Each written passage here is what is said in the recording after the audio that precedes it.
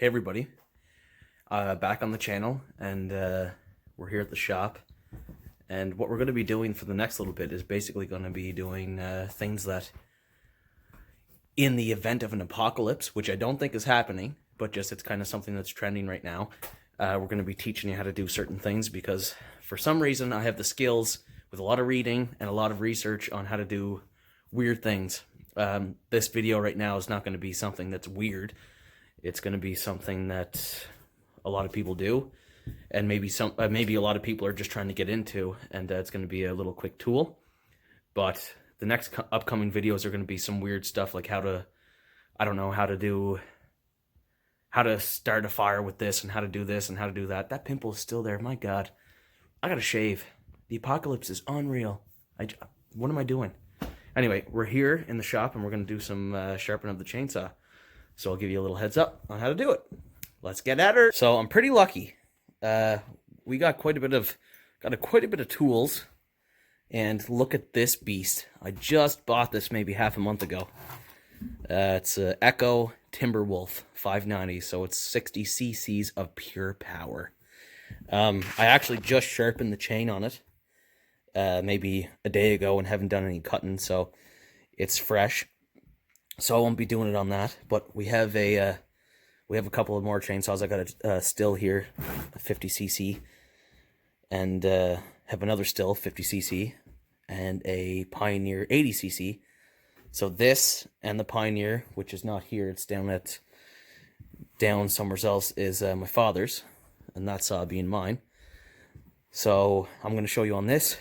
It looks like it could be sharpened, so we're going to get at it. Let's get her done.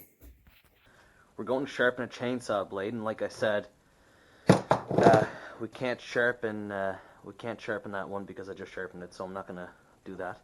But we're going to start with this. So it's a still. It really doesn't matter what saw you have at all, actually. But your first step is going to be, you want to put it in the vise. So something I make sure I always do is I make sure that, look at me checking at my phone to make sure I'm looking at everything. The first thing you want to make sure is, I like to have the saw on the left side. It's kind of the easiest spot to start, so take the camera one more time. So you open up the voice. Yeah, look at that. You're going to get the saw in there nice and tight. Look at that. Beautiful, beautiful. Look at that. So there are multiple ways to sharpen the chain. So right here we have, oh dear, Dad cleaned everything up. But one of the best things I can say is to buy is one of these contraptions. So what it does, and if you can see, there are the teeth of the saw, and there are rakers, which are right here, right beside the teeth. So basically what the rakers do is they make sure that that tooth doesn't go too far into the wood. So it kind of keeps it just makes it keep cutting. If you were to literally take those rakers off, your saw would just literally, it would try to sink itself in too quick. So you take this little rig, okay? And what you want to do, first you want to make sure that you're following the arrows that's going on the sharpener. So you want to sharpen, and you want to make sure that you are, see, just like that. So you want to follow the angle. So I don't know if you can see or not, but that tooth is just touching this file right here, and you want to match the angle. And what this flat file does right here is also grinding down the raker at the exact same time. So first you start like this, and you go right to the back of the sharpener tool, and you just push forward. That's all you got to do. And come back, push forward. And I recommend you doing it about 3 times or so. And what I do is, and actually I shouldn't say what I do, everybody does, and like I said, Dad cleaned up this place. But what you want to do is you want to take a marker, wherever you're starting, you want to make a mark to where you're at. See that red mark right there? So some people say you take a caliper out and you find out what the shortest or the smallest one is, and then you start from the smallest to the end, but it really doesn't make a difference. So yeah, you just literally 1, 2, 3. Move on to the next. So basically you skip 2, or 1, sorry, because that one's for the other angle. 1, 2, 3. 1, 2, 3. 1, 2, 3. 1, 2, 3. 1, 2, 3. 1, 2, 3.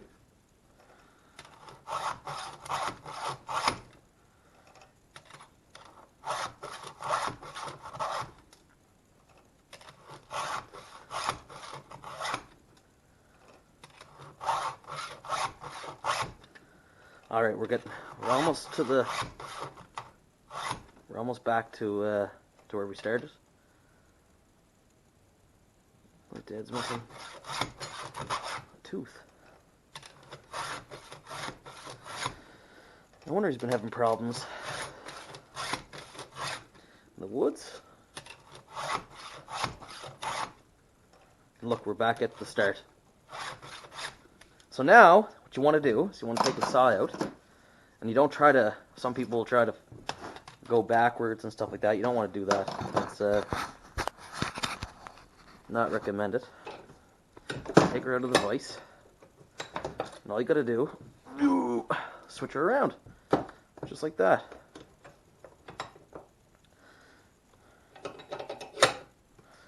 So once again, I'm going to make a mark, even though the mark's kind of still there. We'll make a mark. And with this tool, once again, what you got to do is you make sure that you go back so that you'll switch it around. So now you're still on top of the raker, so you got to kind of flip it around. But there are other, I'm going to do this, and I'm not going to record that, but there are other ways. There's some just hand files that you can get that you can that aren't as fancy as that. It's a little bit more work, and then you can get another tool. See if it's in the old Quality Street.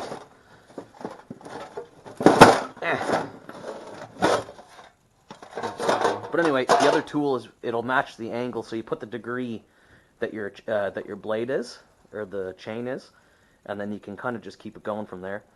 And it's a really good tool too. The hand files are nice, but realistically, spend the extra $30 and then you can get the tool that will, like this, that will do all in one. Because some of the tools will neglect those rakers, and those rakers are very important. Some people neglect them for a while and you'll be okay. But if you don't do them after a while, your saw will try to pull into the log while you're doing it. It makes it dangerous and makes it harder to cut too. So I'm not going to use it, but here's that other tool. So realistically, you mount it on the saw, and right here, as you can see, you find the angle, or if you know what angle your blade is or chain is, you match it and you just mount it.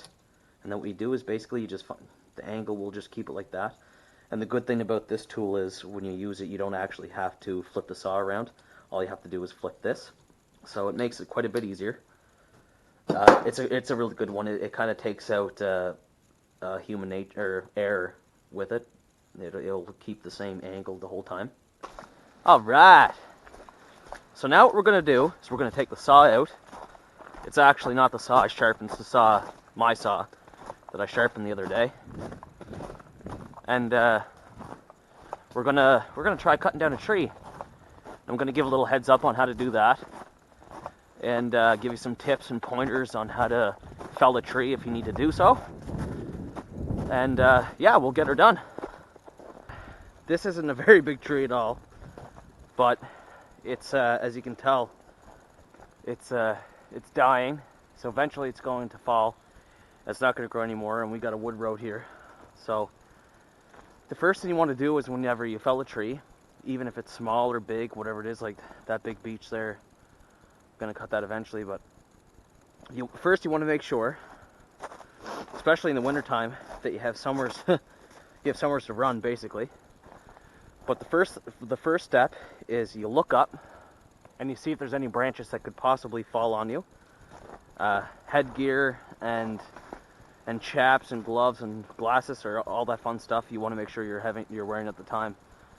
But You make sure that there's nothing that's going to potentially fall and cause hazard to yourself. And as I look up there, there isn't. So we're going to, from now, we're going to start my saw.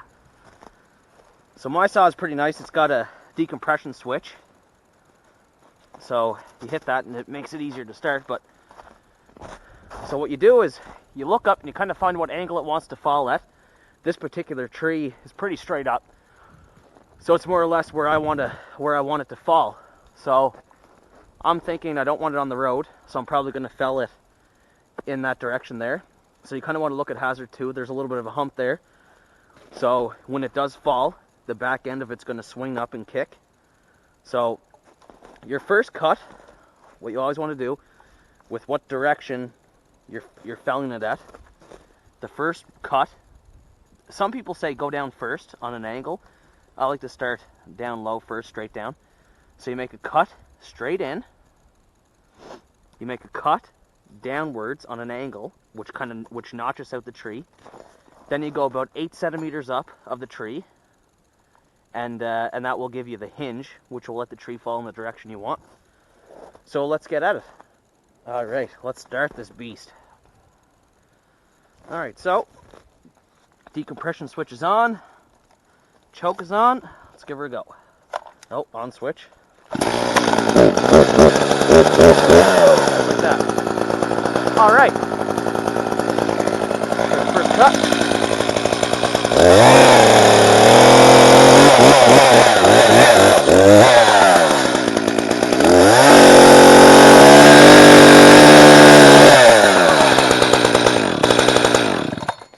So now you can see that notch that I made out of that little tree there. That's going to give us the hinge to be able to let it go and fall in that direction. So now we're going to cut a little bit above it, and you kind of just go nice and slow, and you just let her kind of fall on her own. So let's do that.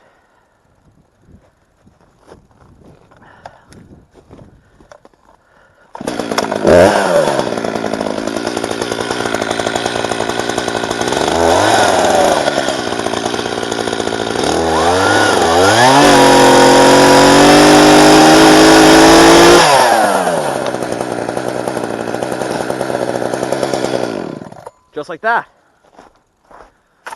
So you want to make sure that you don't, as you can see when I was cutting it there, even though I could have went completely through the tree, you don't want to go completely through the tree, because if you go all the way through to where you made the notch, that basically will let the tree float and will make the tree fall sporadically. You don't know where it's going to go. So that hinge basically gives you assurance of exactly where it's going to go. So now the next part, not the fun part, luckily with this tree, is limbing. So we're gonna take off all the limbs of the trees, and if there's any ones that are big enough to burn, we'll save in a pile. Otherwise they'll just be thrown into a brush pile and either be burnt later or just left to decompose and let Mother Nature take care of it. And so after that, what we do in the wintertime is we let the horses yard out the wood. Yarding means taking out the full length of log. So I'm going to cut it in 16 foot, and what that does is usually the trees for a cord is 8 foot by 4 foot by, geez, my numbers are getting screwed up, but anyway, they recommend if you're yarding out with a horse to cut it in 16 foot lengths, and that basically means when the horse is hauling out the wood, if it ever did get caught into the ground, they don't have enough power to be able to lift the log over and kind of flip it onto themselves. So it's more safer for everybody. So I'll start the saw up, and I'll give a quick little limbing, and then we'll go from there. So here we are back at the saw. We'll grab our boy. We'll turn her on, and we'll just start limbing.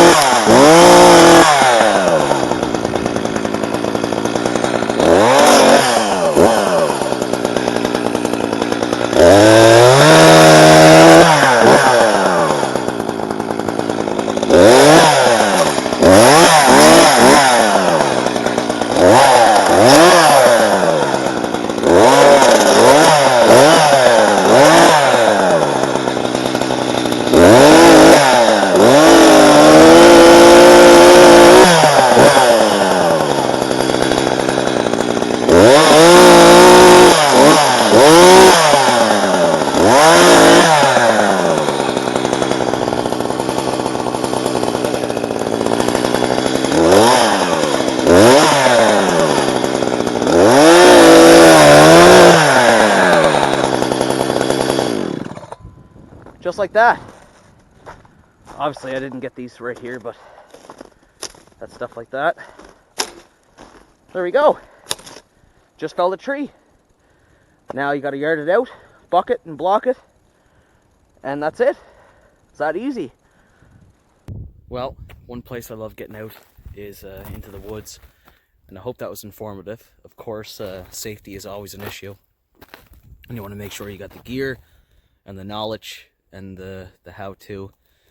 You don't really want to go out unless you have either somebody to kind of coach you and give you a little bit of a lesson, or you know what you're doing to begin with. But with desperate times comes desperate measures. If you're somebody that's not someone who has been in it a lot and you have to just do it, then you have to survive. So hopefully that was a little bit of a lesson learned, and we'll be back with you soon. Take care.